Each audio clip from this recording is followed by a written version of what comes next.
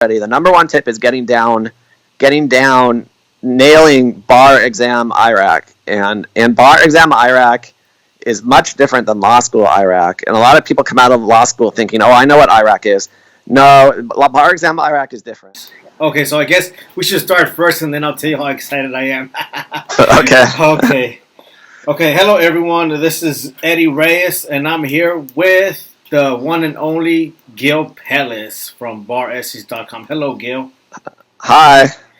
And before we start, I just want to say how very thoroughly excited I am to be conversing here with Gil. And so, Gil, I just want to say that your program is great. I love this. Oh, thank you. Thank you. I love to hear that. Yeah, and so today I have some questions. I do admit that I did solicited for questions. People responded, so I'm happy to hear this. But I'll be honest with you. But I threw in some questions myself too. So okay. Because I'm very I love the program. So of course, I'm gonna ask some questions here. I want to know. Of course. Yeah. So I'm gonna pick your mind here. Not only from professional level, but of course from a personal level there, and more importantly, I want the people that are listening, which are mostly bar candidates, I want them to also gain from this conversation. So, okay, sounds good. Okay, so let's ask away. All right, look at that. Gil is ready. My man is ready. He is pumped up. Yeah. Let's do it. I love this. Okay, so first of all, I have to ask you, okay, Gil, please describe your company, Is it baressays.com? Like, is that the official name? And yes, also baressays.com, or some people just call it Bar Essays. Okay, great. Tell us a little So Bar Essays is it's the most popular study supplement for the essay portion of the California bar exam. I think by far. The website, the gist of the website is a database of thousands of essays from prior California bar exams that were graded by the bar examiners and returned back to students. So on Bar Essays, you can practice any essay or performance exam tested in the last 15 years and view real high-scoring, middle-scoring, and low-scoring examples of that essay or performance exam. And it's the only place you can see those types of examples anywhere. No review course will provide you with anything similar. So a review course might provide you with model answers which are not real, and they're written by the review course, and they resemble what a perfect answer would be. But on Bar Essays, you can see what actually students wrote and what students got high scores and low scores on, and then you can see whether your practice essays are comparable to either a high-scoring or low-scoring essay, and learn from that. Right, yeah, so if you guys have not signed up yet, definitely sign up. I mean, it's one-of-a-kind product. It really is. Okay, great. With that said, Gil, tell us a bit about your background, including your professional background, and also describe some of your hobbies. So I'll get into my background, and I'll also tell you how I came across the idea for the website, which plays a part in it. So I went to law school in Northern California at UC Berkeley, and then after that I was a law clerk in the Midwest for a judge, and then I came home. I'm from California, and I came home and started working for a big law firm, and then I had to take the bar exam. And so when I was taking the bar exam, I took Barbary, which at the time was the only real course in town, and now there's other big courses. And a lot of times when I refer to review courses, I say Barbary generically, but I think all the review courses are basically the same. And so I was working for a big firm, and when I was taking Barbary, I was failing every essay in Barbary. And I didn't understand why I was failing, because I thought I was writing something similar to what the Barbary model answers looked like, which I found out later that the Barbary model answers at the time were not even good answers. They were probably failing answers. They were not in IRAC format, which you need to be, which is probably the most important thing on an essay. And but so I thought I was copying the format of the models, which should be good. But then the graders, the Barbary graders, were failing my essays. I didn't understand what was going on. And I was studying at a law library nearby at a local law school, and there was a girl there that had returned essays from the prior exams. And the only way you get your essays back is if you don't pass the prior exam. And if you don't pass the prior exam, you get everything back, even if you did well on some portions of it. So she did well on some of her essays and didn't do well on other essays and didn't do well on the multiple choice, and she got everything back. And so she asked me, and I was talking to her about how frustrated I was because I didn't understand what I was doing wrong, and she asked me if I want to see her essays for the prior exam. I said, oh yeah, totally. And so she went out to her car.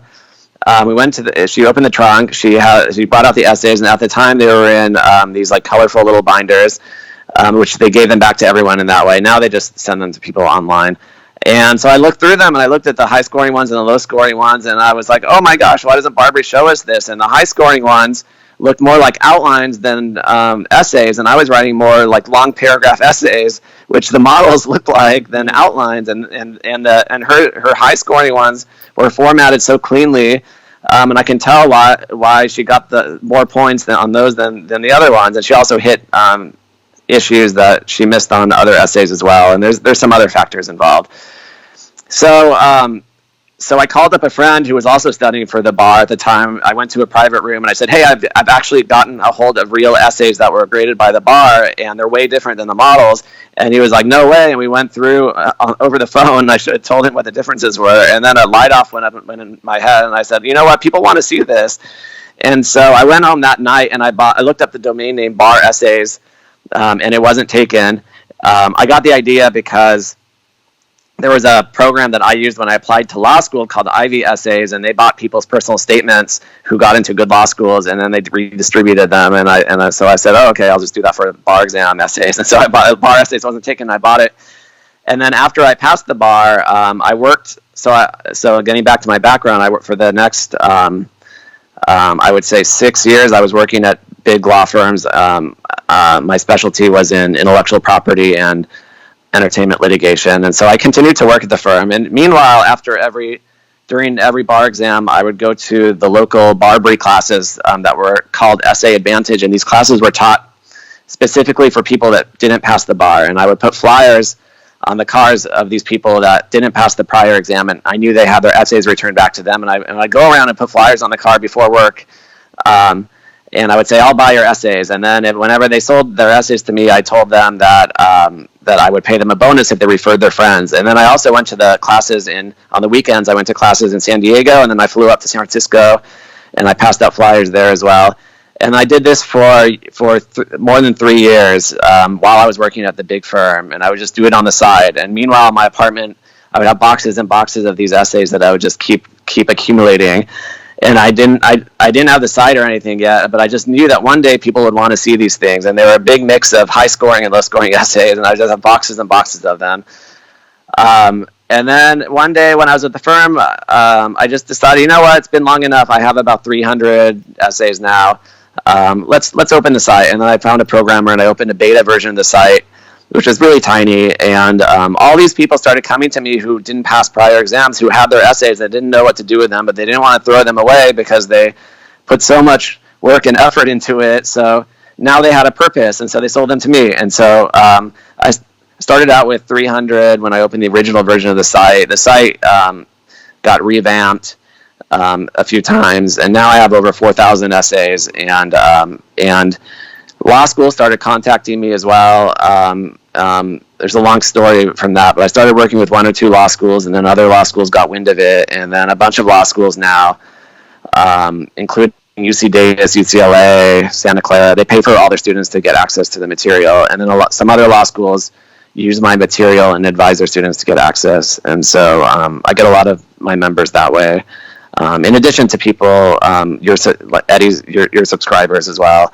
And so that's it. So now I do bar essays as a majority of my time, but I still practice law on the side because I just personally don't want to give it up. so that's a bit about me and how I started the site.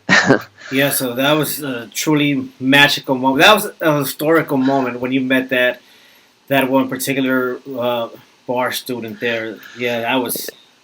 Yes, I looked her up on Facebook like last year, and I didn't really think about it until I was like, you know what, let's contact. So I looked her up on Facebook and found her and added her, and then I sent her a message, and I was like, hey, Christina, you may have remembered me from that time we were studying for the bar, and you showed me your essays that one time. They were in your trunk of your car, and I actually have a funny story about that. And then and I told her all about it, Nice. and she was like, no way, no way. And then she told me that she's a lawyer now in Florida, and if she had to do it again, she regrets going to law school just because she doesn't like being a lawyer. But that was a different. Yeah, that's a whole that went into a different tangent. But she did pass 2 bars now. Nice. And she was blown away by how that all turned out. Yeah, I don't think she I don't know if she realizes fully like what she did to like the whole the whole community of the way you test for the bar exam. But she did something great too. So yeah, that's awesome that you got a hold of her. Yeah. Okay, so pretty funny. before we go on to the next question, okay, Gil, what are some of your hobbies? So outside of law, I like to travel. I've been to more than 60 countries. When I'm on the off season of the bar, I have a little bit of time, and so I usually go travel for all over the world, and I go to a lot of music festivals and things like that. I also like animals, and I donate to a lot of animal rights organizations that save animals. So those are my 2 main things. I know Eddie, you're a fan of Eastern Europe. I go to Eastern Europe sometimes. Nice. So yeah, outside of law, those are my main hobbies. As far as law is concerned, my specialty while I was practicing in big law, and what I still do a bit, is copyright and right of publicity litigation, which is the right for people to control their images. And I represented some music groups on cases like that of people that have had their images stolen and commercialized. Yeah. I read that you work with No Doubt. Can you tell us a bit about that? Yeah, so when I was working at the big firm, there was a case. One of the biggest cases I worked on was representing No Doubt they were in a video game, one of the Guitar Hero games, and they allowed very specific use of their characters in the game, and the programmers decided to have fun with it, and they included an unlock code to take their characters and allow the user to do whatever they want with their characters and have them join different bands and sing different songs and all of that, which wasn't part of the original agreement. And so it fell into right of publicity law, which like I just touched on, is the right to control the commercial use of your image, which is blowing up now in California. Used at that time, which is like 6-7 years ago, it was kind of a new type of thing, especially in a video game. So we litigated on behalf of them, and we had to in law. When you're in litigation, it's very rare for any opinion to be published for anything. It has to be something significant in law that the courts decide want to be published, which hardly ever happens. And so, but we had 2 published opinions in that case.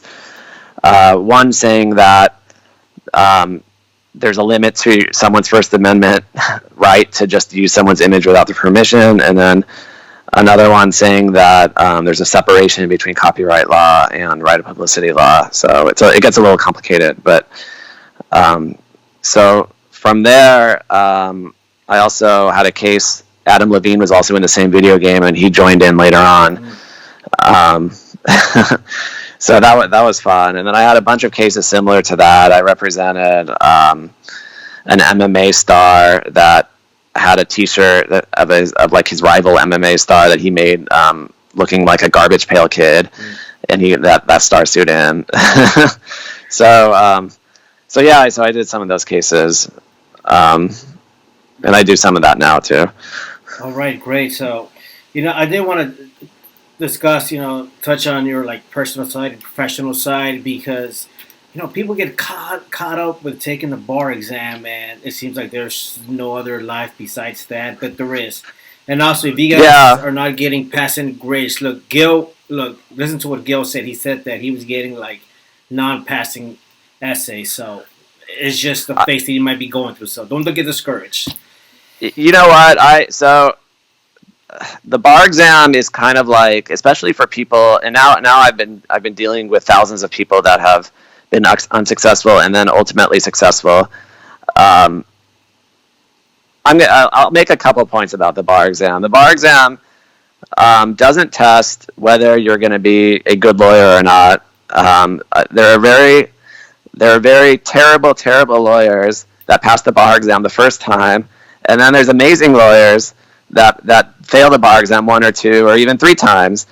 It doesn't. It's a license exam, and then I get partners from big law firms that are one of the biggest specialists in whatever area of law every year that are from another state that have to move to California, and then they have to take the California bar because you can't come from any state and just wave into California. And then they fail, and their ego is shot, and they're big-time partners at big-time firms who are great lawyers, but they just don't know how to. They didn't study correctly for the bar exam. And I would just, I would analogize it like it's a license exam. So when you get in a car, do you ask the person who's driving the car how many times they took their driver's license exam? No, I mean, you assume they got their license so they can drive. And so that once you pass the bar, it's done. And there's no database of people on how many times they took the bar. No one really. Sometimes non-lawyers will ask just because it's kind of like a thing, how many times, but no one really cares how many times you took the bar. Once you pass, you're done with it. And it's almost like when you're in when you're in a relationship and you have a breakup, and it's like super emotional during that specific time period, and that's the bar exam is like that. And once you pass, after some time passes, you look back at it and you realize how you should not have been so emotional. It's just a test, and it was just in the time it was very important to you, but once you're done, you realize that it's just a task that you have to get through, and you will get through it. And almost everybody, the vast majority of people will end up passing one at some point. Almost everybody. And once you pass, you're done and you move on. So Right. So I'm gonna remember that it was just like a romantic relationship. That's what I want to remember from that. yeah, when you fail the bar, when people fail the bar, they get really emotional. It's like a breakup, and then when they pass later on, they get through and they look back. They're like, oh, how was I so emotional over that stupid thing? Right. So Yeah. Great analogy. kind of like that. Yeah. Okay, great. So let's go to some of the bar candidate, some of the questions they submitted. So this one has to do with the exam being more objective, approaching it from an objective perspective. And the question reads: in addition to being a helpful service, the other takeaway I got from bar essays is, regardless of efforts to mitigate, the essay grading is subjective. The disparity in the regrades proves this empirically. Any thoughts from bar essays on a more objective approach?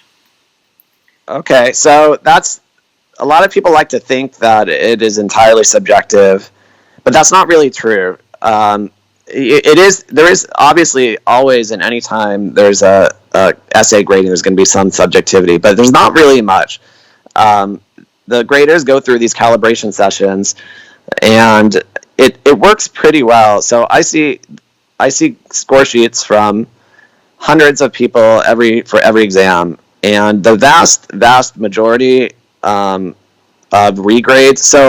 So I'll back up a bit. So for the people that are very close to passing, those of you that don't know this, if you're very close to passing, then you get into what's called a regrade, where they send your essays to a second grader, and then the scores from the first grader and the second grader are averaged. So, and then you can see how the two graders compared your grades. So the vast majority of regrades, the grades are basically the same. Vast majority, and if they're different, it's maybe just a tiny difference. there are outliers for sure. It does happen, and sometimes there's bigger outliers. So if there's a discrepancy between the first grader and second grader of like, I think it's 10 points or 15 points, then they send it to a third grader to evaluate what happened. And yes, that does happen, but that happens less than 10% and like probably less than 5%.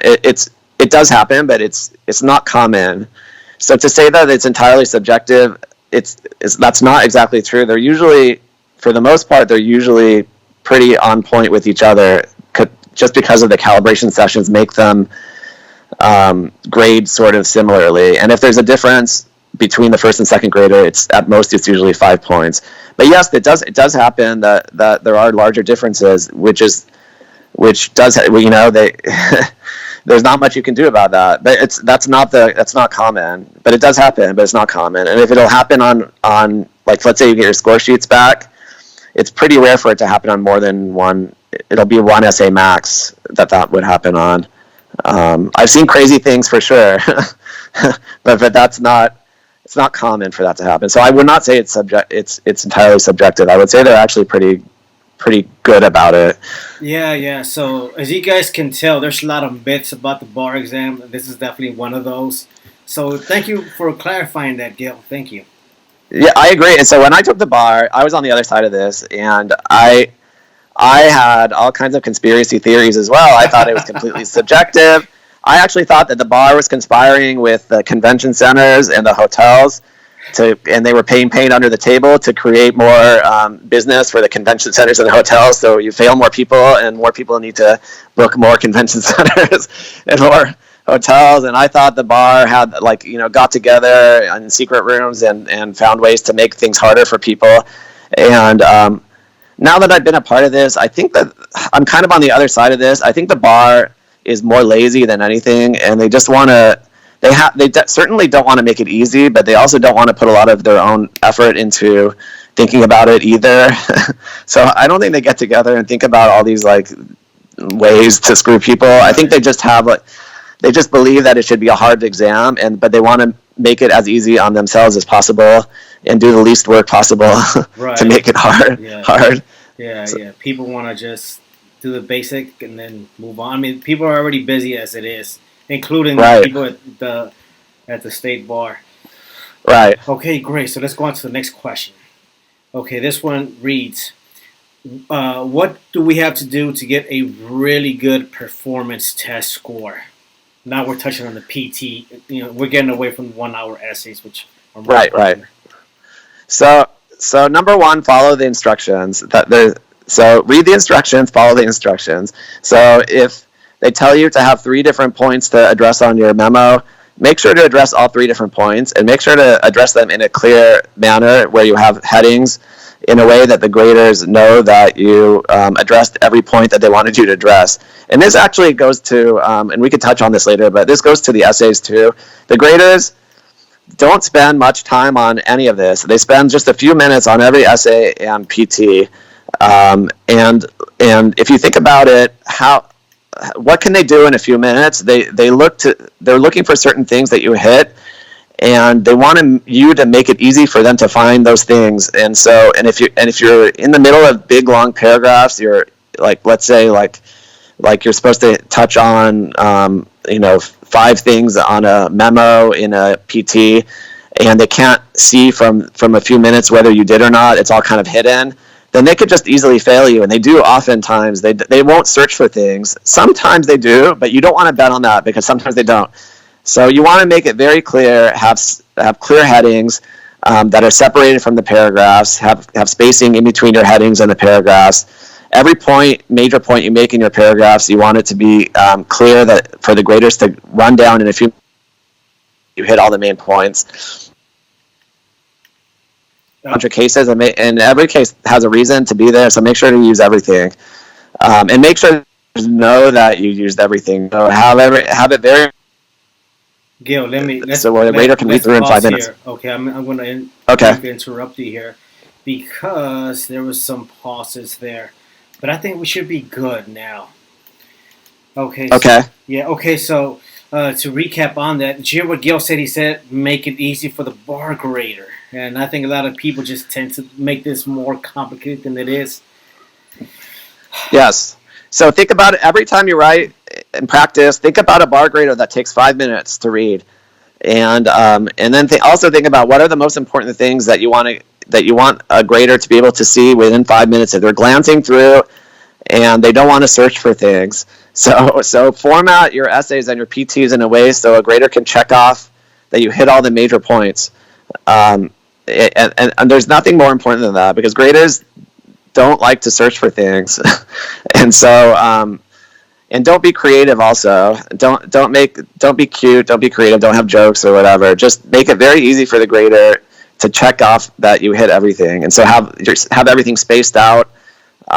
This isn't like bar exam grading is so much different than law school grading. Law school grading, the professors are looking for analysis and ideas that the in depth that maybe other students didn't hit, and they'll give you extra points for that. And you can have these long paragraphs, and the professors will look through to see how you analyze. Not on the bar exam. On the bar exam, they take 5 minutes. They want to make sure you hit everything that they're looking for, and that's it. So make it very easy for the graders. And on the PT, have all your headings very clear. Read the instructions, follow the instructions to a T.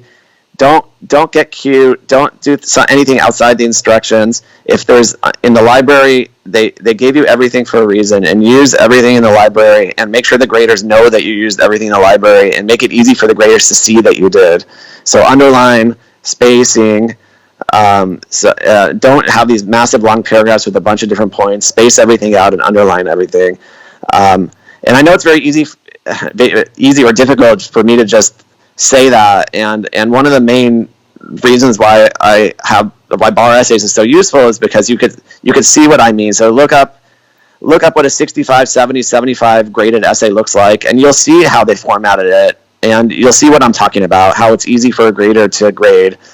And that's one of the most important things. People just, you can have an idea of what the graders look for, but when you actually see it on paper, this is what a grader thought is a high score on this particular PT or this particular essay, and okay, this is what they're looking for, and I can compare this to what a low score got and how they formatted it, and then that's gonna leave an impression in your mind of what you need to do. Right. Okay, one great thing that you said there is see it visually, and I think that's going to be a great transition to the next question. And then, as for the next question, you already touched on this, but we're going to reapproach it because it was a question that was submitted, and it does it does deal with the 1 hour, with the model responses there from the bar examiners. And the question goes like this: it goes, can you comment on the model answers? Okay. So yes. It says here, okay, so one person responded. So yeah, Gil is ready. He's ready to answer this question. Okay, I knew this question was going to set him up. I just knew it. Okay.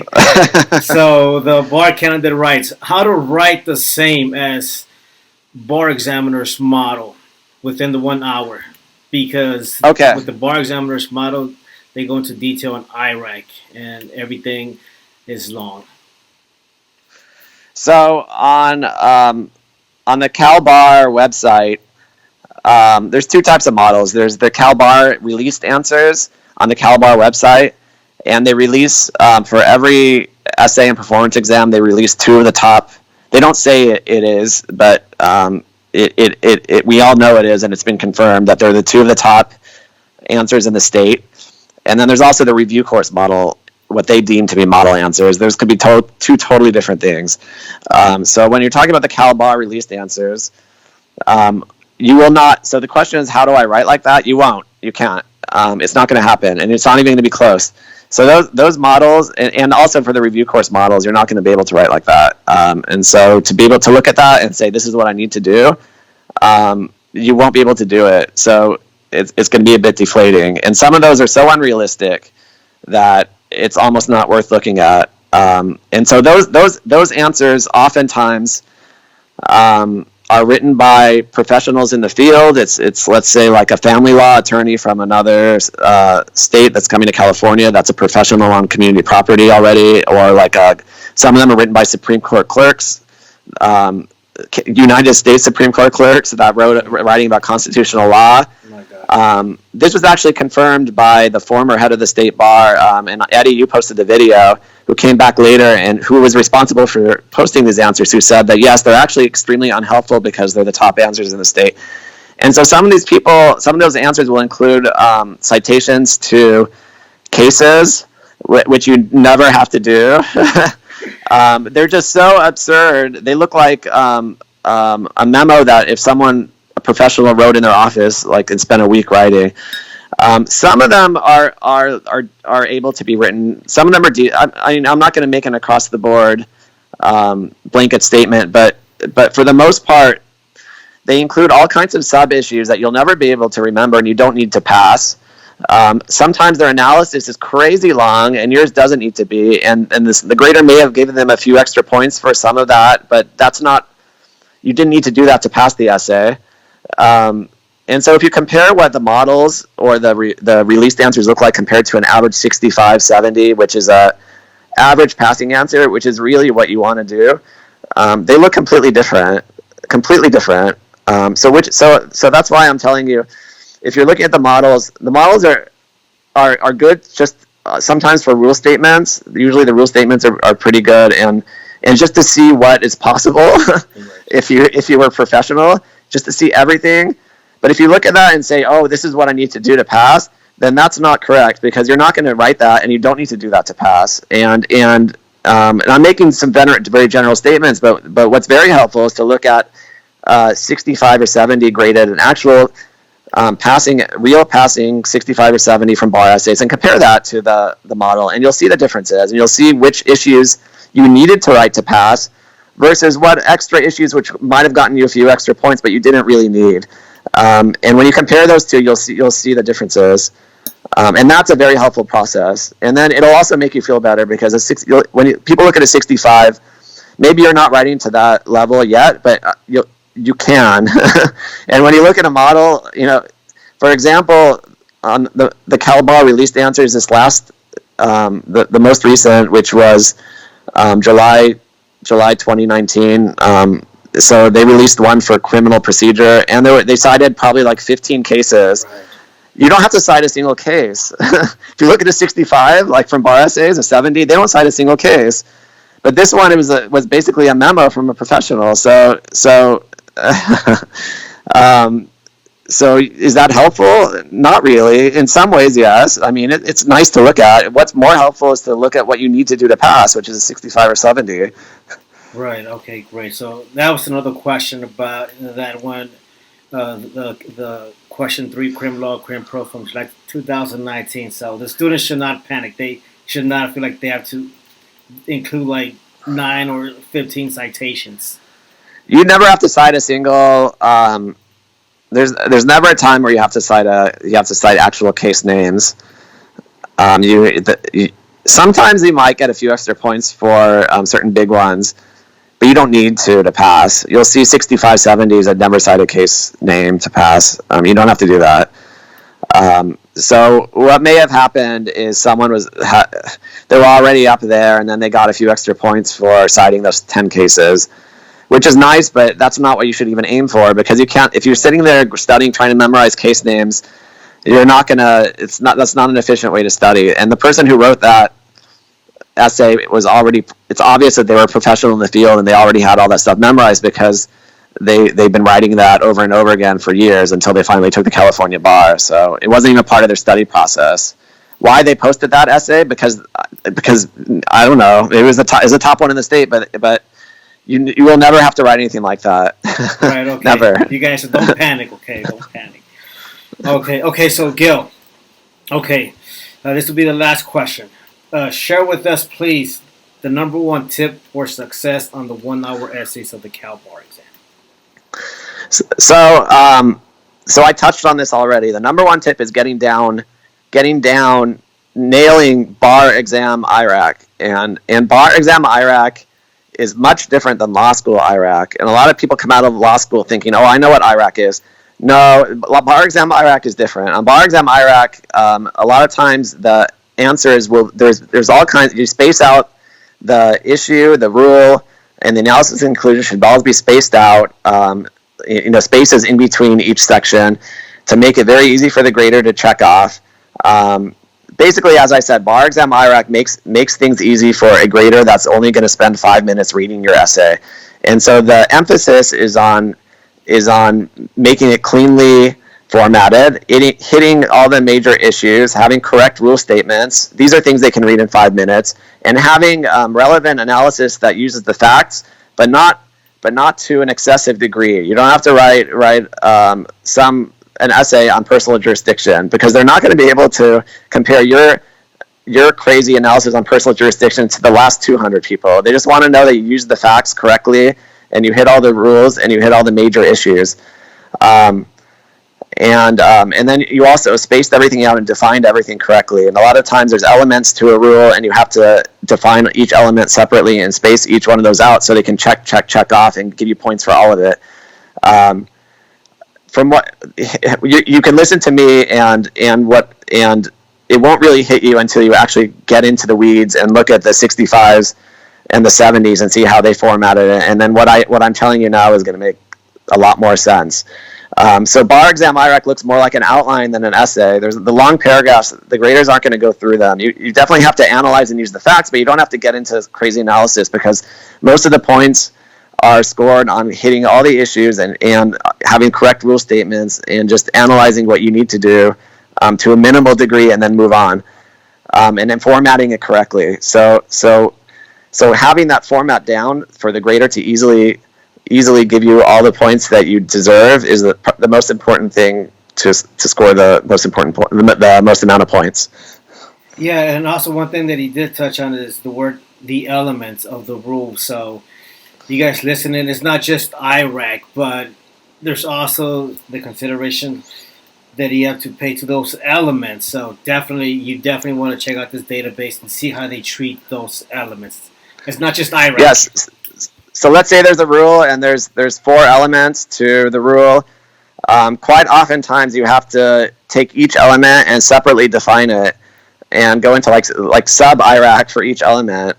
And if instead of just having, so a lot of times there'll be like a rule with 4 elements, and some people will just have one long paragraph incorporating all the 4 elements, and you will lose points by doing that. You have to separate element 1, and here's the definition for that, and then here's the analysis, and then you go down and separate it. And it almost looks like, and if you separate everything into sub IRACs and everything's very clean where the graders could check it all off, it almost looks like an outline more than an essay.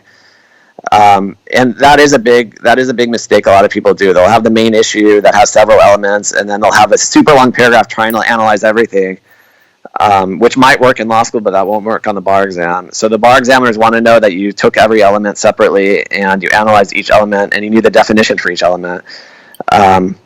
If this is all very confusing to you on any particular issue, just take a 70 and see how they did it. Take a 70, see what the bar graders liked, and compare that to a 55. And one other thing is that a lot of people ask, so which should I only look at the high scoring ones? Should I look at the low scoring ones? Also, so my advice is to start looking at the essays early when you first start studying, which is hopefully 2 months before the exam, and look at everything. Practice an essay every day, no matter how hard it is for you to do it. Even do it open book, and then look at the low scoring essays and then compare them to the high scoring essays and compare them to your essay, and do that intensely for the first few weeks. And once you do that, it'll kind of click in your mind. There's a moment that a lot of people have where they just get it. They get why the low scoring essays are low, and they get why the high scoring essays are high for each topic. It'll just kind of click in your mind, and you won't even have to look as much later on. And you'll just be able to only look at the high-scoring essays, and you'll sort of understand what you needed to do on your practice essay compared to the high-scoring essays. But at the beginning, I would look at all of them and to get a good sense of what the graders want, and get a good sense of where you are and what you need to do. Right. Okay. Great. Okay. So, Gil, I want to thank you for this is a very informative session. And if you guys have not subscribed, if you guys don't know anything about bar essays, check them out. Gil, give us the website, please. So the website's baressays.com, and then all of Eddie's members and listeners get a discount. So ask Eddie for the discount code, and he'll send that to you, and then you guys will get a discounted membership. Yeah. So you guys send me an email and I'll send you that code. Okay, Gil, thank you so much. And yeah, so wish you all the best. And once again, thank you so much for everything you've done to the bar exam community, for the bar No exam problem. community. And Thank you for reaching I out. thank you personally because I myself took bar essays and it helped a lot. It helped me pass. So from the bottom of my heart, I thank you. It's been an honor to communicate with you. No, thank you for reaching out, and I also appreciate what you're doing for bar examiners, and your videos are also extremely helpful. Oh, thank you. I appreciate that. Okay, so checking off now. Okay, goodbye, everybody. Okay, Oh, bye.